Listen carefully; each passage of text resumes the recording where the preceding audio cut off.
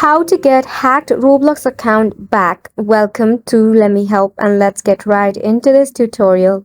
Starting off, launch a browser and search for Roblox support. You need to tap on the first one, that is Roblox support. Once you are in here, fill out the contact us form. In here, you need to enter your username, your first name, email address, then confirm your email address again. Make sure you enter the email address that is assigned with your Roblox account.